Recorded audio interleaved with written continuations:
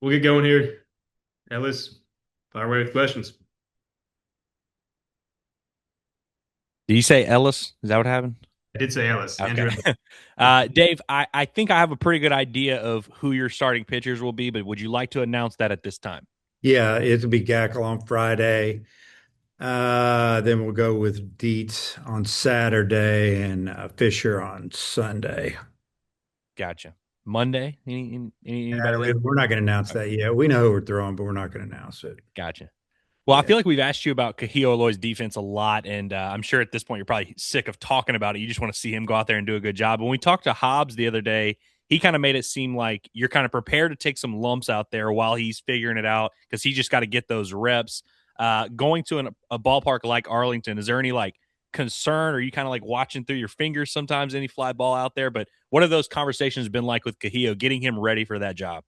Yeah, he had a rough Saturday and Sunday, and I wasn't here. Obviously, I got play by play, and I watched video of all the mistakes we made yesterday, fielding mistakes, and so yeah, to answer your question, but I'll say this before that. He just had a bad weekend. Monday he worked on his own. One of our professional players is still here, got with them, did some extra work yesterday, did a lot of extra work, and then we had a big defensive day yesterday with example like coach pitch. So basically balls are flying to the outfield, flying out of the park. He got a lot of work and he looked really good yesterday. So to me, it's a mental thing. It's a little nervous, a confidence thing, and a little bit of technique. And so worked on a few things. I feel like he got better. But to answer your question, yeah, the conversation has been, just you got to get better every day. You got to be really into playing defense and not thinking about hitting all the time. To stay on the field all the time. And if it becomes an issue, then there'll be a change, or they would be some adjustments made in game, where you have to put defenders in there late in the game, depending on the score. And uh, but this is normal when you have uh, position changes, or in this case, someone who'd never played out there until a year ago. So it did slow him down that he missed fall ball most of it with coming off of mono and then some other sickness. And now he's finally starting to get healthy. We just got to get him some reps. Matt Jones, go ahead. Sorry, you took me off guard there.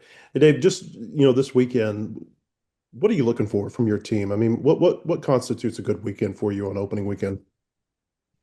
Yeah, it's not always about wins. Wins are good. Winning makes everything better. But at the same time, um, just kind of figuring out where we're at with this type of competition we're going to play. We've had some really good days when I thought, man, we're pretty good.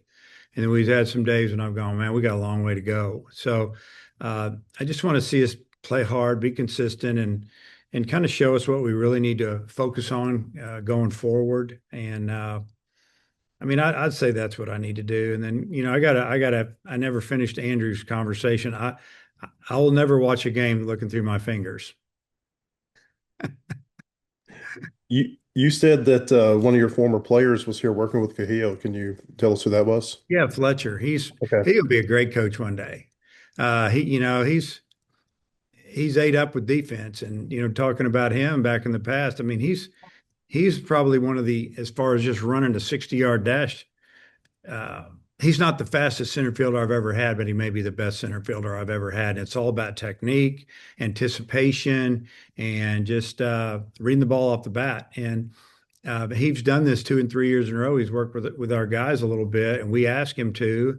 I've always said this around here. There's no ego around here. We just want to get better and we want to improve things. And he's getting ready to head out to spring training, but he did that for us a couple days in a row. Just took, Kahil asked him, and it was great.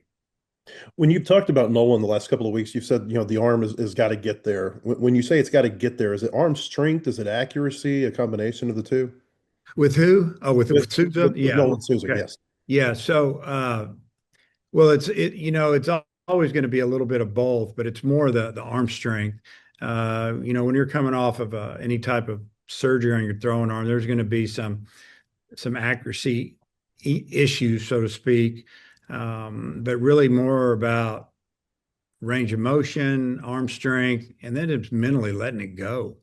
And what we've seen lately, and we've made a change, is because he's been freed up to do whatever. Is that, yeah, he'll long toss, but he's not letting it go. And you got to let it go. You got to throw hard, full of effort. Throw it as hard as you can, and start doing that a little bit because I think that he sees that he's behind. The frustrating thing is it took five weeks to have surgery when he hurt it, and that wasn't us. And so he's behind. We thought when he got hurt, we thought, okay, he can be ready. Well, he's close, but he's not 100% there yet. And it's and he may play in the field when he gets back because he's a really good defender and he's got a lot of range. But for now, you're probably looking at him, DH and or he could play, but I don't know if he's more ready than the other guys that are in front of him. Hodge, go ahead. Yeah, Dave, you just said it wasn't y'all that made the 5 weeks for him to have the surgery. Who do you think it was? I'm not going to say it. Who do you Okay. think it was? It wasn't Okay. us. Okay. Gotcha. They all got to have the perfect guy do it. I get it, and we'll get them in. We're talking 5 weeks. It's a big difference when you're talking a short college season. Still frustrated, as you can tell. You mentioned Fletcher working with some of your outfielders the last few years. Is that unique to him, or do you have your professional guys working with your current players pretty frequently? Well, the way it works is we're not asking him to coach our players at all. It's just, they're out there, we're taking batting practice, and he's running down balls, and it's just amazing to watch him. And our guys gravitate to him, and they get to know him. Our pro guys are working out in the morning, so our guys are around him and get to see him and talk to him, and it's just great. It's great culture. But you know, Fletcher will watch a guy and say, "Yeah, man, that's not a good first step," or "Here's what I think could help you," and that's good, and that's what goes on at all programs. Pro guys are around, and if they want to volunteer some help, man, that's beautiful. And the last one for me, Fisher being your Sunday guy, you hinted at it last week, kind of surprised some people. Kind of what kind of keyed him to being that guy for you? Man, he earned it, and you're probably talking about Gibbler not getting in there. Gibbler's going to be in there, and you guys have mentioned it maybe on the field talking to me. Yeah, it gives you a little bit of security knowing you got Gibbler in there at the first weekend because he's been that guy and he's been so dominant out of the pen for an inning or two and even longer. I'm not saying that he doesn't deserve to start and we could hold him out and pitch him on Monday, but that doesn't make a lot of sense. He's so yeah, but I mean, Fisher did it again for like the fourth weekend in a row where all he does is get people out and throw strikes and we just feel like that he deserves a shot. It's not like Gibbler didn't do enough. But his best outing, Gibbler, was his last outing. I mean, he threw really good this past Friday. Jackson, go ahead. Hey Dave, following up on that, you guys, use your pitching staff maybe in a different way than other programs who let the starters just go, go, go, and you guys can kind of fit and choose. How much does that go into setting a weekend rotation, wanting to have a guy like Gibbler in the bullpen? I mean, how much does the way you guys use your rotation affect your decision making there? I'm sure in this case a little bit, maybe not a lot. We really like our relievers. Our relievers have flat out gotten us out this side of Christmas. Let's just put it that way. And it's I mean, and there's a lot of them. We feel really confident about our bullpen because we can come at you with left and right and a lot of velocity. It's good secondary pitches. Now, who knows? It might not happen this weekend, but we know it's in there. And we know we're going to pitch some guys this weekend. We're going to pitch a lot of people this weekend, especially when you throw in the Monday game. So, yeah, the starter's the starter, but realistically, the games are won on the back end. And, if you can hold people down there, that's great for the team. Uh, with a positive on Kuhio, he's going back to a place this weekend where he, kind of asserted himself last year. What do you remember about that weekend with him kind of breaking through with the two big hits? And was it a revelation to you, a surprise at all? I mean, what do you remember about Kuhio's breakthrough in Arlington? Yeah, what I remember is that we played the opening weekend and he didn't start, but he got in there and swung the bat really well. And then bringing him off the bench to pinch hit against a lefty, and then they pulled the lefty, and I just told him you're staying in to hit because I could have gone back with a left-handed hitter, or excuse me, a different hitter. Yeah, left-handed hitter, and I just felt like, hey, he swung the bat good, no reason to waste it. Let him do it. And I know the first pitch he saw, he unloaded on it and just missed a home run. It was an absolute rocket off the wall that either tied it up or gave us the lead. I don't remember. And we ended up winning that game 2-1, 3-2.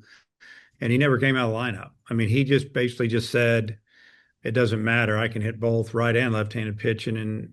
And he was our hottest hitter for the first 45 days of the season and put up major numbers. And it's like every time he stepped in the plate, you expect him to hit a double or a homer and drive in a run or two. And that's what I remember most about, him down there.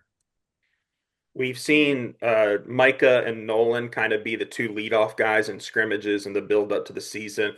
What are the differences between them in that spot? What are you internally debating with who you go at that top of the lineup? Yeah, obviously when it's left, when it's right, it could make a difference whoever starts, and we pretty much know the rotation that's coming at us. But um, I feel like Souza can hit lefties. I don't have a problem with that. Robinette can hit lefties, and he stays on them really well. So I don't know. Probably looking at going Souza lead off. They both can steal a base and both hit the ball over your head, and they both have pretty good eye. So we'll see how it goes.